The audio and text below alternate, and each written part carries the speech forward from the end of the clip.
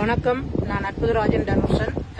நடந்து முடிந்த 2025ஆம் ஆண்டு உள்ளூராட்சி சபை தேர்தலிலே இலங்கை தமிழரசு கட்சி சார்பாக திரியாய் வட்டார குற்றோடு பிரதேச சபையில் போட்டியிட்டு நேரடியாக வட்டார உறுப்பினராக தெரிவு செய்யப்பட்டிருந்தது.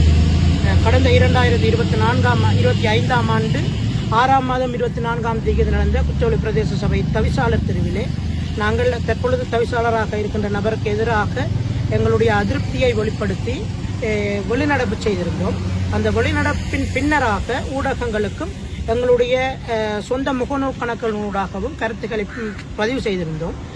நாங்கள் ஊடகங்களுக்கும் எங்களுடைய முகநூல் கணக்குகளூடாகவும் பதிவு செய்த அந்த காணொலியையே ஒரு முக்கிய ஆதாரமாக வைத்து புல்மோட்டை போலீஸ் நிலையத்திலே தற்பொழுது இருக்கின்ற குற்றவெளி பிரதேச சபையில் தவிசாளரினால் முறைப்பாடு ஒன்று மேற்கொள்ளப்பட்டிருக்கிறது.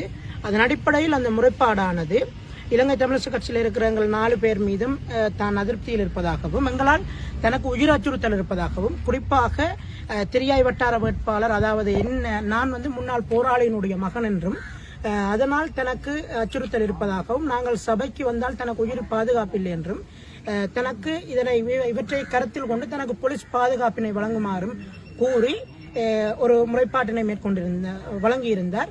நாங்கள் இன்று எங்களுடைய தரப்பு நியாயத்தை போலீசிலே முறைப்பாடாக முன்வைத்திருக்கின்றோம். இவ்விதமான பழிவாங்கல்கள் இனியும் தொடருமா என்பது எங்களுக்கு சந்தேகமாக இருக்கின்றது. எங்களுடைய சுய தொழில் சார்ந்தும் அவர் பழிவாங்கல்களை மேற்கொள்ளலாம். எங்களுடைய மற்ற இதர விடயங்களிலும் அவர் தன்னுடைய நிலைப்பாட்டிலே அதிருப்தியை அவர் தெரிவிப்பார் என்று நினைக்கின்றோம். பொறுத்திருந்து பார்ப்போம், காலம் பதில் சொல்லும். நன்றி.